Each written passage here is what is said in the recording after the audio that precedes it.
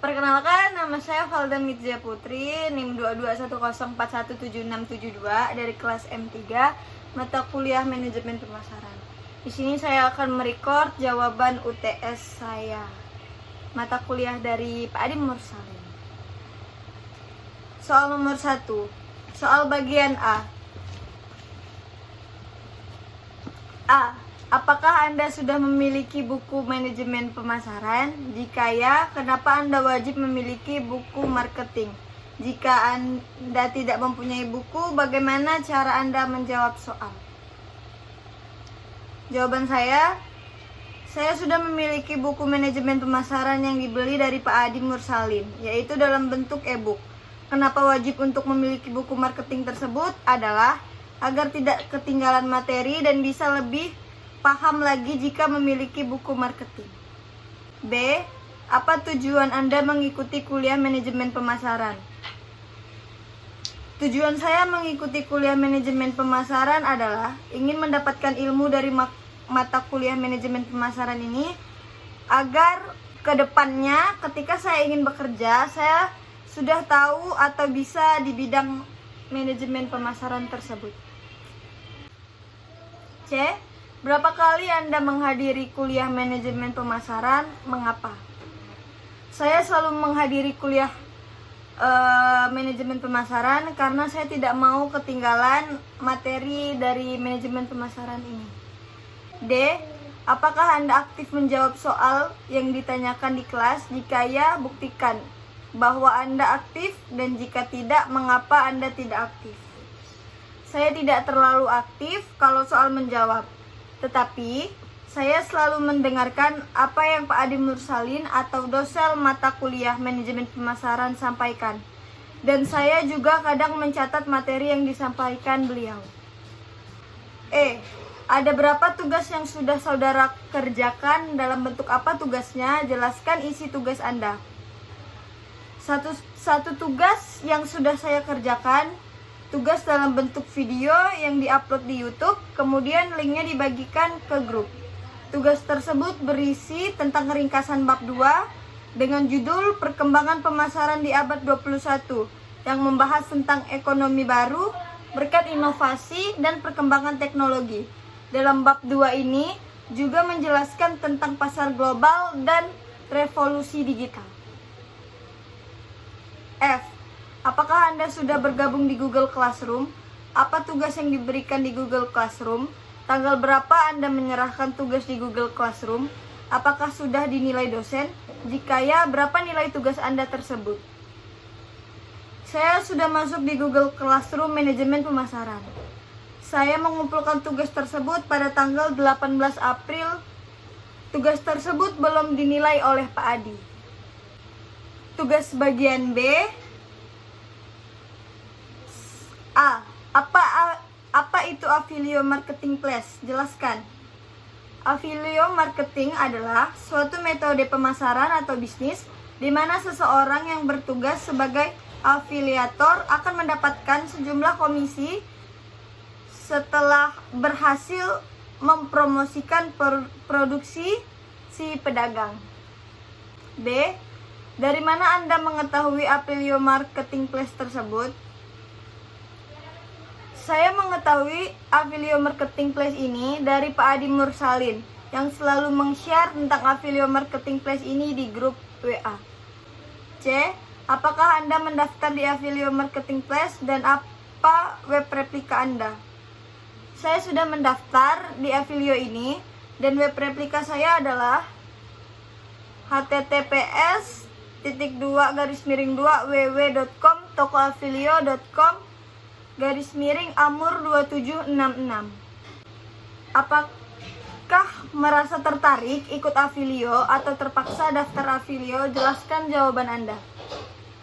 Saya tertarik untuk mengikuti Affilio Marketing Place ini karena ingin memperdalam wawasan dalam bidang marketing dan pemasaran. E. Jelaskan bagaimana cara kerja Affilio tersebut.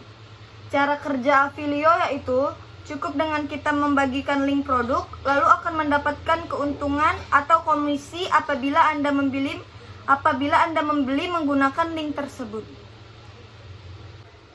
F. Ada berapa marketing plan di Avilio tersebut? Jelaskan marketing plan dari Avilio tersebut. Lihat di training online. Avilio ini memiliki 3 marketing plan, yaitu yang pertama, Unattached Affiliate Marketing adalah model periklanan di mana afiliasi tidak memiliki koneksi ke produk atau jasa yang mereka promosikan. Mereka tidak memiliki keterampilan atau keahlian terkait yang diketahui dan tidak berfungsi sebagai otoritas atau membuat klaim tentang penggunaannya. Yang kedua, affiliate marketing.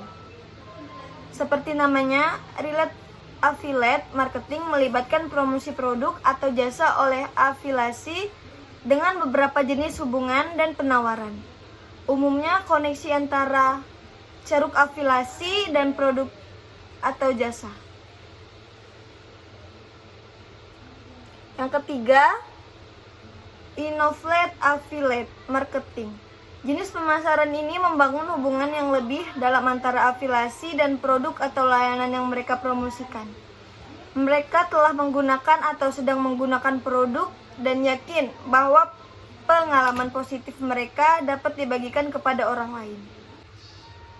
Soal bagian C. A. Silahkan buka bab 2, 3, dan 4. Apa topik bab 2, 3, dan 4 tersebut? Jelaskan isi dari bab 2, 3, dan 4 tersebut. Topik bab 2 adalah perkembangan pemasaran di abad 21. Topik bab 3, perencanaan strategi pemasaran. Dan topik bab 4 adalah sistem informasi pemasaran. Isi dari bab 2 yaitu pada abad ke-21 telah menyaksikan munculnya ekonomi baru berkat inovasi dan pengembangan teknologi. Untuk memahami ekonomi baru, penting untuk memahami secara singkat karakteristik dan fitur ekonomi lama. Revolusi industri adalah titik awal dari ekonomi lama dengan fokus pada produksi produk standar dalam jumlah yang besar. Produk massal ini penting untuk pengurangan biaya dan memuaskan basis konsumen yang besar. Seiring dengan peningkatan produksi, perusahaan berkembang ke pasar baru di seluruh wilayah geografis. Perekonomian lama memiliki hierarki organisasi di mana manajemen puncak memberikan instruksi yang dijalankan oleh manajemen menengah atas para pekerja. Revolusi digital dan abad ke-21 telah membuat perusahaan menyesuaikan cara mereka menjalankan bisnis. Salah satu tren utama yang diamati adalah kebutuhan proses dan sistem pelapisan. Dengan fokus perusahaan adalah dorongan untuk gaya wirausaha lingkungan dan pendekatan global atau global lokal. Untuk bab ketiga, yaitu ekonomi global ditandai dengan perubahan-perubahan yang semakin cepat. Menjadi sangat perlu bagi perusahaan untuk memiliki kemampuan dalam membaca dan memahami perubahan-perubahan tersebut demi menjaga keberlangsungan hidup kompetitif. Perusahaan perlu memahami posisinya di tengah percaturan persaingan yang semakin keras. Ketertarikan antara disiplin ilmu yang menjadi semakin kompleks dan saling mempengaruhi satu sama lain mengharuskan perusahaan untuk berpikir dan bertindak semakin cepat dan tepat. Keputusan yang dibuat tidak lagi bersifat relatif, namun proaktif, partisipatif, serta tidak berdasarkan intuisi semata. Dunia pemasaran tertolong di disiplin ilmu yang berada di jalur terdepan, yang bersinggungan langsung dengan cepatnya perubahan tersebut. Oleh karena itu, perencanaan menjadi hal yang sangat penting. Organisasi perlu mengembangkan kompetensi yang dimilikinya untuk mempergunakan kesempatan dan menginspirasi ancaman yang ada. Modul ini akan membawa Anda memahami konsep mendasari perencanaan pemasaran serta peran penting perencanaan pemasaran dalam meningkatkan keuntungan penjualan. Perencanaan pemasaran penting untuk setiap operasi bisnis. Perencanaan pemasaran dimaksudkan untuk meningkatkan efisiensi dan aktivitas pemasaran suatu produk atau layanan. Perencanaan pemasaran bertujuan untuk mengembangkan strategi pemasaran dan teknik guna mencapai sasaran perusahaan. Perencanaan pemasaran haruslah terorganisasi dengan baik. Bab 4 yaitu membahas tentang sistem informasi. Sistem informasi yang mengklaim mendukung manajer tidak dapat dibangun kecuali seseorang memahami apa yang dilakukan manajer dan bagaimana mereka melakukannya. Model klasik dari apa yang dilakukan manajer yang didukung oleh penulis pada tahun 1920-an. Sebagai bantuan untuk desain sistem informasi, model klasik mengidentifikasi 5 fungsi berikut sebagai parameter dari apa yang dilakukan manajer. Pertama, perencanaan. Kedua, pengorganisasian. Ketiga, koordinasi. 4, memutuskan. Dan yang kelima, mengontrol. Model seperti ini menekankan apa yang dilakukan manajer, tetapi bukan bagaimana mereka melakukannya atau mengapa. Baru-baru ini tekanan ditempatkan pada aspek perilaku pengambilan keputusan manajemen. Model perilaku didasarkan pada bukti empiris yang menunjukkan bahwa manajer kurang sistematis, kurang reflektif, lebih reaktif, dan kurang terorganisir daripada manajer proyek model klasik. Misalnya, model perilaku menggambarkan 5 karakteristik manajerial. Yang pertama, volume tinggi pekerjaan, kecepatan, dan tinggi. Yang kedua, variasi, fragmentasi, singkatnya. Yang ketiga, preferensi masalah saat ini, ad hoc spesifik.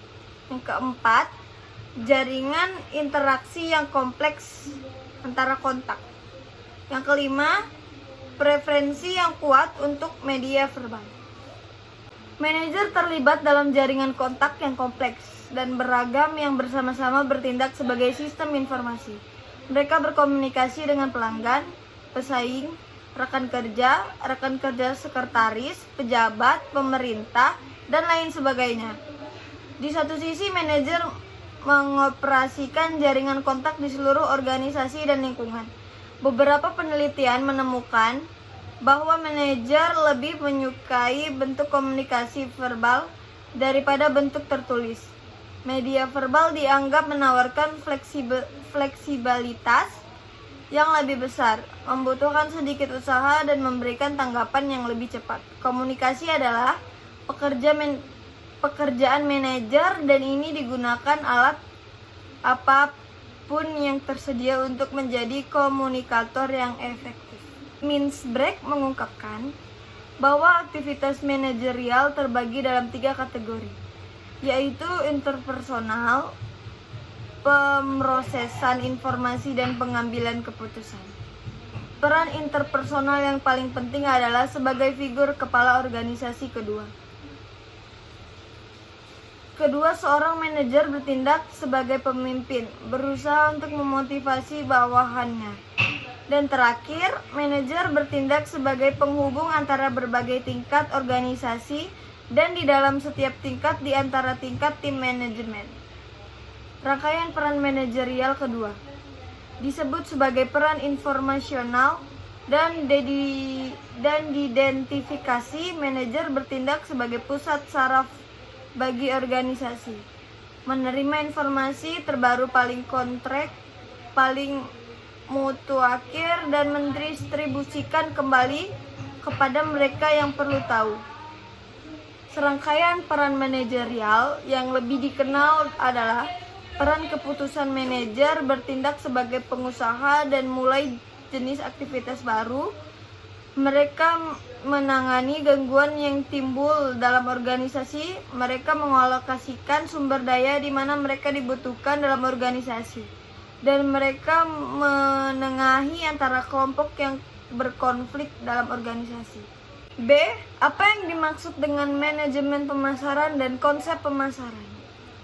Manajemen pemasaran atau yang sering disebut marketing management merupakan salah satu jenis manajemen yang dibutuhkan untuk semua bisnis. Marketing manajemen ini menyangkut produk atau jasa agar lebih dikenal konsumen. Oleh sebab itu, pihak perusahaan harus mengerti diskursus lengkap terkait manajemen marketing ini. Konsep-konsepnya adalah yang pertama, konsep produksi. Konsep produksi merupakan konsep bahwa konsumen atau pelanggan akan menyukai produk yang tersedia dan harga terjangkau, serta manajemen harus berusaha keras untuk memperbaiki produksi efisien dan efisien distribusi. Yang kedua, konsep produk. Konsep produk adalah konsep bahwa konsumen akan menyukai produk yang bermutu, terbaik, dan sifat paling inovatif, bahwa perusahaan harus menghancurkan energi atau terus-menerus melakukan perbaikan produk. Yang ketiga adalah konsep penjualan. Konsep penjualan adalah konsep bahwa yang tidak membeli produk perusahaan dalam jumlah yang cukup, kecuali perusahaan mengadakan usaha penjualan dan promosi berskala besar. Yang keempat adalah konsep pemasaran. Konsep pemasaran ini berkeyakinan pencapaian sasaran organisasi tergantung pada penentuan kebutuhan dan keinginan pasar sasaran, dan penyimpanan keputusan didambakan itu lebih efektif dan efisiensi dari pesaing. Konsep pemasaran mulai diberlakukan karena penjualan mulai turun. Pertumbuhan produk melambat, pola pembelian yang berubah, persaingan yang meningkat, serta biaya penjualan meningkat.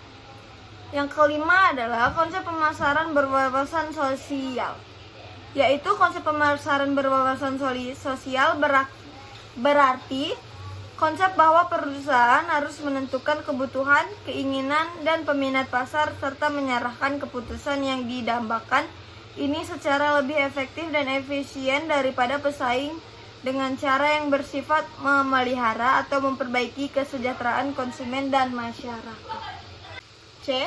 Bagaimana marketing mempengaruhi kehidupan Anda di masa mendatang? Berikan contoh dalam penjelasan.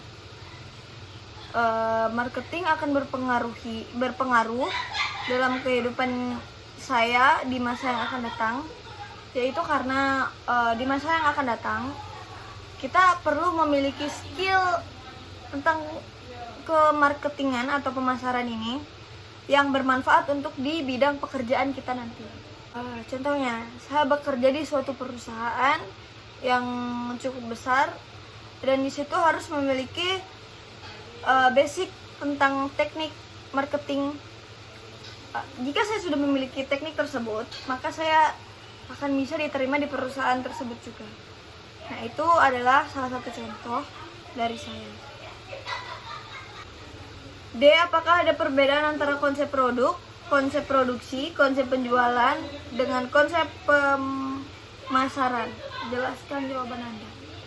Tentu itu memiliki perbedaan, karena dari setiap masing-masing konsep memiliki tujuan yang berbeda dan memiliki arti yang berbeda. Dari konsep produk tersendiri itu menjelaskan tentang bagaimana konsumen akan menyukai produk yang bermutu dan yang terbaik dan bersifat paling inovatif. Itu kayak penarikan buat konsumen tersendiri. Kalau tentang konsep penjualan, itu konsumen tidak akan membeli produk perusahaan dalam jumlah yang cukup, kecuali perusahaan mengadakan usaha penjualan dan promosi berskala besar. Konsep pemasaran ini juga berkeyakinan pencapaian sasaran organisasi tergantung pada penentuan kebutuhan dan keinginan pasar. Sasaran ini menyampaikan keputusan didambakan atau diefektifkan dan efisien daripada pesaing. Ini soal nomor 4, soal bagian D, yaitu silahkan buka link ini dan dibuka link videonya dan ditonton dan dijelaskan isi dari video tersebut. Sebutkan judul video tersebut dan siapa pembicaranya dan manfaat apa yang Anda peroleh dari menonton video tersebut. Bagaimana cara mempelajari manajemen pemasaran menurut pembicara tersebut. Judul video adalah Mata Kuliah Manajemen Pemasaran FEB. Pembicaranya adalah Bapak Dr. Ahmad Ikhwan Setiawan, SEMT. Manfaat yang diperoleh adalah mengetahui pengertian manajemen pemasaran, sejarah munculnya manajemen pemasaran, pentingnya manajemen pemasaran dalam kehidupan sehari-hari maupun perusahaan ataupun dalam bisnis, posisi manajemen pemasaran di antaranya, ilmu-ilmu yang lain, proses manajemen pemasaran yang ada perusahaan dengan manajemen pemasaran, maka perusahaan menghasilkan produk yang bisa jadi dalam bentuk barang atau jasa. Karena dengan mempelajari manajemen pemasaran, maka perusahaan mampu melampaui kebutuhan-kebutuhan yang betul diperlukan oleh konsumen. Harapannya dengan memahami konsumen, perusahaan bisa menghasilkan produk yang betul-betul dibutuhkan. Manajemen pemasaran adalah urutan dari perusahaan ini. Sangat diperlukan supaya perusahaan bisa berkembang melalui masa-masa pertumbuhan maupun masa-masa keberlanjutan bisnis. Sekian jawaban UTS dari saya. Terima kasih.